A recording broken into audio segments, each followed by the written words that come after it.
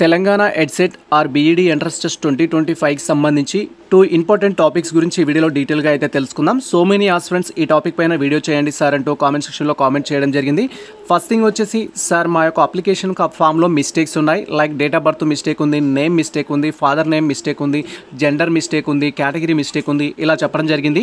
And second thing వచ్చేసి ఏంటంటే objection చెప్పాలనుకుంటున్నాం sir. Question పేపర్లో కొన్ని మిస్టేక్స్ ఉన్నాయి, ఆ ఆబ్జెక్షన్ ఏ విధంగా చెప్పాలి అనే టాపిక్ పైన కూడా వీడియో చేయండి అంటే అయితే మన కామెంట్ సెక్షన్లో కామెంట్ చేయడం జరిగింది. ఈ 2 టాపిక్స్ గురించి ఈ వీడియోలో మనం డీటెయిల్గా అయితే తెలుసుకుందాం. So welcome to the masters education. నేను మీ సత్య. ప్రజెంట్ వచ్చేసి మనం తెలంగాణ ఎడ్సెట్ 2025కి సంబంధించిన అఫీషియల్ వెబ్సైట్లో అయితే ఉన్నాం. మీరు ఫర్దర్ అప్డేట్స్ కోసం ఈ యొక్క అఫీషియల్ వెబ్సైట్ విజిట్ చేసినా సరిపోతుంది, లేదా మీరు మన ఛానల్ని ఫాలో అయినా కూడా ఈచ్ అండ్ ఎవ్రీ టాపిక్ పైన మేము అప్డేట్స్ అయితే ఇవ్వడం జరుగుతుంది.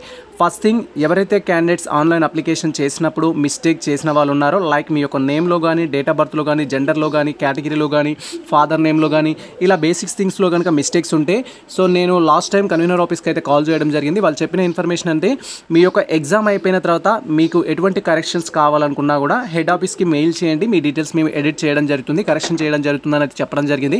సో మనకు ప్రజెంట్ ఎగ్జామ్ అయిపోయింది కాబట్టి మీ యొక్క అప్లికేషన్ ఫామ్లో కనుక మిస్టేక్స్ ఉన్నట్టయితే తెలంగాణ ఎడ్సెట్ 2025@gmail.comకి మీరు మీ ప్రాబ్లమ్ని ఎక్స్ప్లెయిన్ చేస్తూ మెయిల్ చేయండి.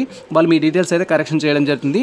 మరి ఏ విధంగా మెయిల్ చేయాలి సార్ అంటారు. ఫర్ ఎగ్జాంపుల్ మీకు నేమ్లో మిస్టేక్ ఉన్నా, డేట్ ఆఫ్ బర్త్లో మిస్టేక్ ఉన్నా, ఫాదర్ నేమ్లో మిస్టేక్ ఉన్నా కూడా మీరు ఏం చేయాల్సి ఉంటుందంటే మీ యొక్క ఎస్ఎస్సి మెమోతో పాటు మన ఎడ్సెట్ అప్లికేషన్ అనేది వాళ్ళకు మెయిల్ చేయాలి, మీ ప్రాబ్లమ్ని ఎక్స్ప్లెయిన్ చేస్తూ.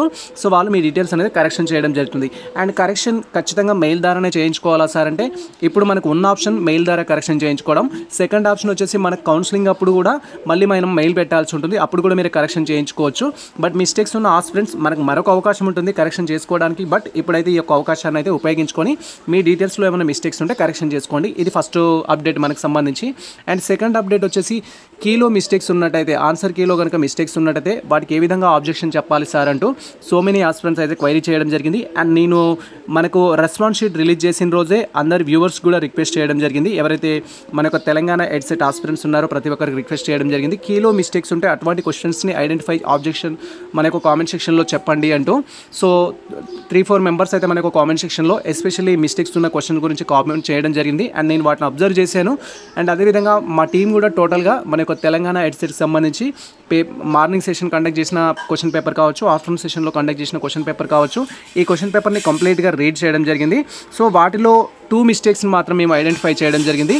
మార్నింగ్ సెషన్లో ఒక మిస్టేక్ ఉంది, ఆఫ్టర్నూన్ సెషన్లో క్వశ్చన్ని రీప్రింట్ అయితే చేశారు, సేమ్ రీప్రింట్ చేయడం జరిగింది. సో మార్నింగ్ సెషన్కి సంబంధించిన క్వశ్చన్ ఏదైతే ఉందో దానికి ఆబ్జెక్షన్ చెప్పడానికి అయితే ఛాన్స్ ఉంటుంది, టీచింగ్ యాప్టిట్యూడ్ నుంచి ఇవ్వడం జరిగింది. అండ్ ఆఫ్టర్నూన్ సెషన్ వచ్చేసి క్వశ్చన్ మిస్టేక్ ఉంది కాబట్టి దాన్ని కూడా మనం ఆబ్జెక్షన్ అయితే చెప్పొచ్చు. బట్ ఇక్కడ ఆబ్జెక్షన్ చెప్పాలి అంటే మీరు ఎన్ని క్వశ్చన్స్కి అయితే ఆబ్జెక్షన్ చెప్తున్నారో అన్ని 500 అయితే మనం పే చేయాల్సి ఉంటుంది. అండ్ మనం చెప్పిన ఆబ్జెక్షన్ కనుక కరెక్ట్ అయ్యి ఉంటే, అంటే వాళ్ళు యాక్సెప్ట్ చేస్తే మనకు 500 అనేది రీఫండ్ చేయడం జరుగుతుంది.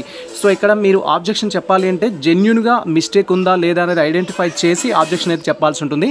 మనకు కీ వచ్చేసి 5th జూన్ 2025 అయితే రిలీజ్ చేయడం జరిగింది. అండ్ దానికి సంబంధించి ఆబ్జెక్షన్ చెప్పుకోవడానికి అయితే మిస్టేక్స్ ఉంటే 9th జూన్ 2025 వరకు అయితే లాస్ట్ డేటు. మీరు కనుక ఆబ్జెక్షన్ చెప్పాలంటే 9th జూన్ 2025 వరకు చెప్పుకోవచ్చు.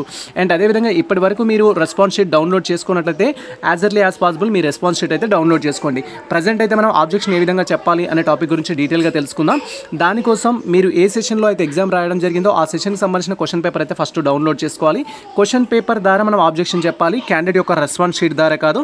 క్వశ్చన్ పేపర్ అనేది డౌన్లోడ్ చేసుకోవడానికి మనము master question paper with preliminary key పైన క్లిక్ చేయగానే మీరు ఫస్ట్ షిప్లో రాశారా, సెకండ్ షిప్లో రాశారా అనే ఇన్ఫర్మేషన్ అయితే ఉంటుంది.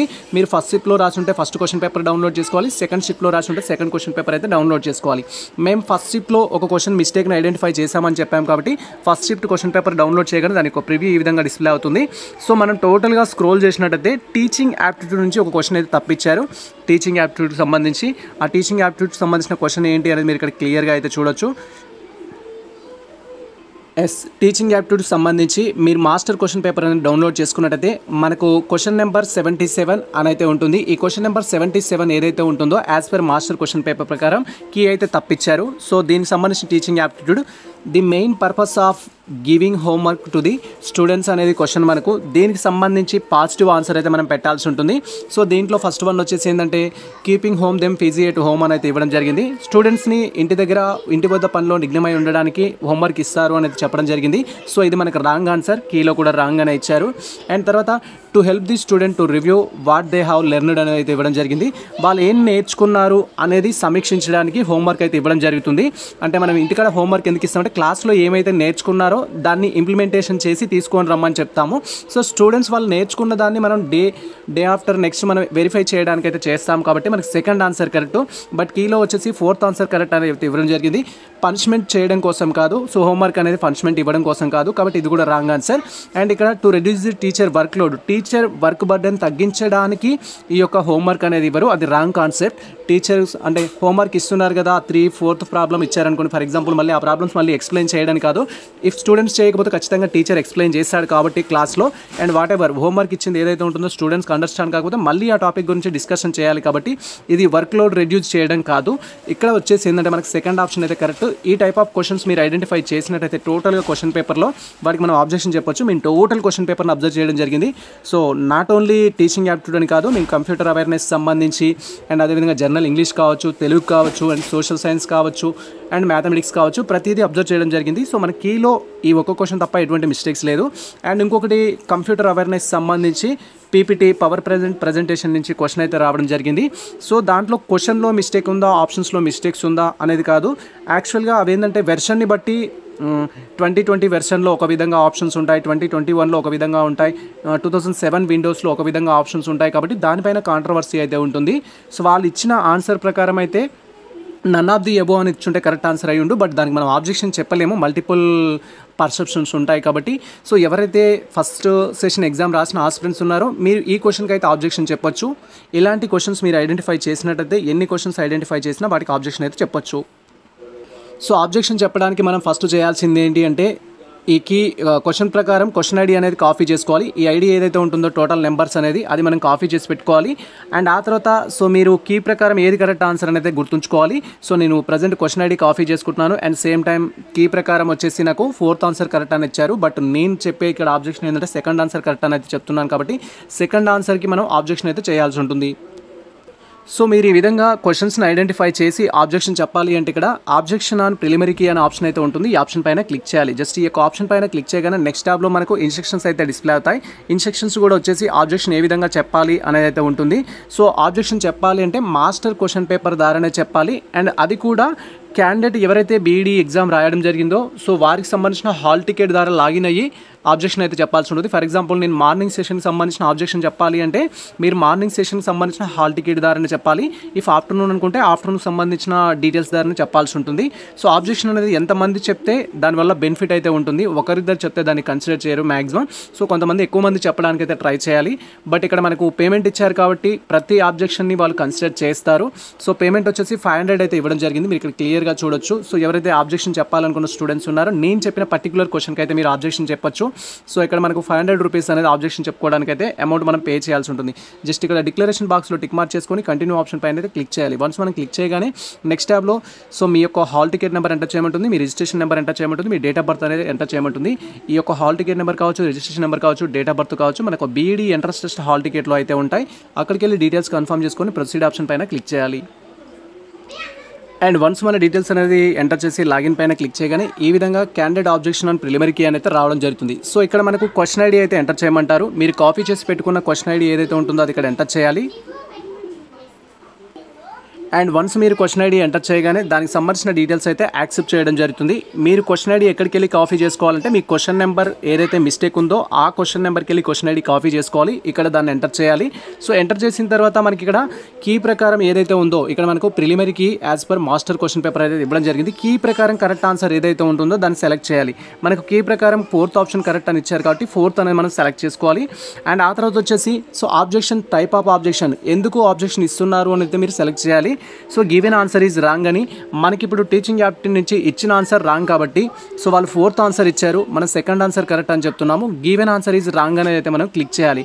ఇఫ్ అది కాకుండా వేరే రీజన్స్ ఉన్నట్టయితే ఇక్కడ మనకు డిఫరెంట్ ఆప్షన్స్ అయితే ఉంటాయి, వాటిని మనం క్లిక్ చేయొచ్చు.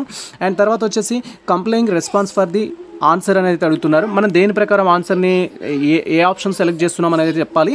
వాళ్ళు ఇచ్చిన కీ ప్రకారం 4th రాంగ్ అండ్ మనం అంటున్నది వచ్చేసి సెకండ్ కరెక్ట్ కాబట్టి సెకండ్ అనేది ఇక్కడ ఇవ్వాలి. అండ్ ఇక్కడ మీరు వచ్చేసి ఏంటి అంటే దాని యొక్క టెక్స్ట్ అయితే ఎక్స్ప్లెయిన్ చేయాలి. ఎందుకు మనకు ఆ టీచింగ్ యాప్టిట్యూడ్ నుంచి సెకండ్ 1 కరెక్ట్ అంటున్నాము, 4th 1 రాంగ్ అంటున్నాము అనేది ఇక్కడ ఎక్స్ప్లెనేషన్ ఇవ్వాలి. అండ్ దానికి సంబంధించిన పీడిఎఫ్ కానీ దానికి సంబంధించిన జేపీజీ ఫైల్స్ కానీ ఫోటోస్ కానీ ఇక్కడ మనం చూస్ ఫైల్ పైన క్లిక్ చేసి అప్లోడ్ చేయాల్సి ఉంటుంది.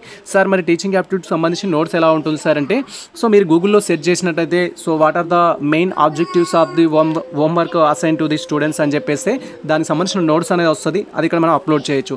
సో దానికి సంబంధించిన నోట్స్ కూడా నేను మనకు టెలిగ్రామ్ ఛానల్లో పోస్ట్ చేస్తాను. ఇఫ్ మీరు ఆబ్జెక్షన్ చెప్పాలి అని కూడా ఈ ప్రాసెస్ ఫాలో అవుతూ అండ్ ఇక్కడ చూస్ ఫైల్ పైన క్లిక్ చేసి మీరు రెడీ చేసుకొని పెట్టుకున్న పీడిఎఫ్ అనేది అప్లోడ్ చేయాలి. అండ్ ఆ తర్వాత సో మనం ఇప్పుడు ఒకే క్వశ్చన్కి ఆబ్జెక్షన్ చెప్తున్నాం కాబట్టి సో ఒక క్వశ్చన్కి పేమెంట్ చేయడం కోసం ఇక్కడ పేమెంట్ ఆప్షన్స్ అయితే ఉంటాయి. సో ఇక్కడ ఇంటర్నెట్ బ్యాంకింగ్ ద్వారా ఎలా చేస్తున్నారని అయితే మనం సెలెక్ట్ చేసుకోవాలి. అండ్ ఆ తర్వాత వచ్చేసి సో ఇక్కడ డిక్లరేషన్లో టిక్ మార్క్ చేసుకొని ఫైనల్ సబ్మిషన్ అయితే క్లిక్ చేయాలి. ఫైనల్ సబ్మిషన్ పైన క్లిక్ చేయగానే ఫస్ట్ ఈ డీటెయిల్స్ అయితే మనకు సేవ్ అవుతాయి. అండ్ ఆ తర్వాత నెక్స్ట్ సంబంధించిన ఇంకొక క్వశ్చన్ కూడా మనం ఆబ్జెక్షన్ చెప్పాల్సి ఉంటుంది. ఇలా మీరు ఎన్ని క్వశ్చన్స్ ఐడెంటిఫై చేస్తే అన్ని క్వశ్చన్స్కి అయితే ఆబ్జెక్షన్ చెప్పొచ్చు. టోటల్గా కీ పేపర్లో అయితే మేము చూసాము. ఒకటే క్వశ్చన్ మాత్రం నాకు ఎక్కువగా ఆబ్జెక్షన్ చెప్పడానికి హోప్ ఉంది. అది ఎట్లా మనం ఆబ్జెక్షన్ చెప్తే కరెక్టే అవుతుంది. సో కాబట్టి సో ఆబ్జెక్షన్ చెప్పాలనుకున్న స్టూడెంట్స్ ఎవరైతే ఉంటారో as early as possible objection చెప్పండి. ఆబ్జెక్షన్ చెప్పడానికి లాస్ట్ డేట్ వచ్చేసి మనకు 9th June 2025 అయితే లాస్ట్ డేటు. ఇది ప్రజెంట్ మనకు సంబంధించి తెలంగాణ ఎడ్సెట్ యొక్క 2 ఇంపార్టెంట్ అప్డేట్స్ అయితే, ఒకటి నేమ్ కరెక్షన్ ఏ విధంగా చేసుకోవాలి ఆర్ ఎనీ మిస్టేక్స్ ఉంటే కరెక్షన్ ఏ విధంగా చేసుకోవాలనేది, సెకండ్ 1 ఆబ్జెక్షన్ ఏ విధంగా చెప్పాలనే ప్రాసెస్ అయితే. సో ఈ కంప్లీట్ ప్రాసెస్ మేము ఎక్స్ప్లెయిన్ చేయట్లేము. సో ఎందుకంటే మాకు స్టూడెంట్స్ సంబంధించిన డీటెయిల్స్ అయితే లేవు. మార్నింగ్ సెషన్కి సంబంధించి ఆఫ్టర్నూన్ సెషన్కి సంబంధించిన డీటెయిల్స్ తోటి మేము లాగిన్ అయినట్టయితే అది ఇక్కడ యాక్సెప్ట్ చేయదు. ఇఫ్ ఎవరైనా మార్నింగ్ సెషన్కి సంబంధించిన స్టూడెంట్స్ ఎగ్జామ్ రాసుంటే సార్ మా డీటెయిల్స్ ద్వారా ఆబ్జెక్షన్ చెప్పండి మేము యాక్సెప్ట్ చేస్తాము అంటే సో మీ యొక్క హాల్ టికెట్ మాకు టెలిగ్రామ్ ద్వారా కానీ ఇన్స్టాగ్రామ్ ద్వారా కానీ మెయిల్ ఐడి దగ్గర కానీ మెయిల్ చేయండి. సో మేము ఈ పర్టికులర్ క్వశ్చన్కి ఆబ్జెక్షన్ చెప్తాం, లేదా మీరే ఆబ్జెక్షన్ చెప్పొచ్చు. మనం చెప్పిన ఆబ్జెక్షన్ కరెక్టే. సో కాబట్టి మీ అమౌంట్ ఎటు పోదు, మళ్ళీ మీకు రిఫండ్ అయితే అవుతుంది. ఇది ప్రజెంట్ మనకు సంబంధించిన ఇన్ఫర్మేషన్ అయితే. సో ఈ ఇన్ఫర్మేషన్ మీకు నచ్చినట్లయితే మన వీడియో లైక్ చేయండి, మన ఛానల్ని సబ్స్క్రైబ్ చేసుకోండి. ఇలాంటి లేటెస్ట్ అప్డేట్స్ కోసం మన ఛానల్ని ఫాలో అవుతుంది, కుదిరితే మీ మిత్రులకు షేర్ చేయండి. All the best all. Thank you for watching this video.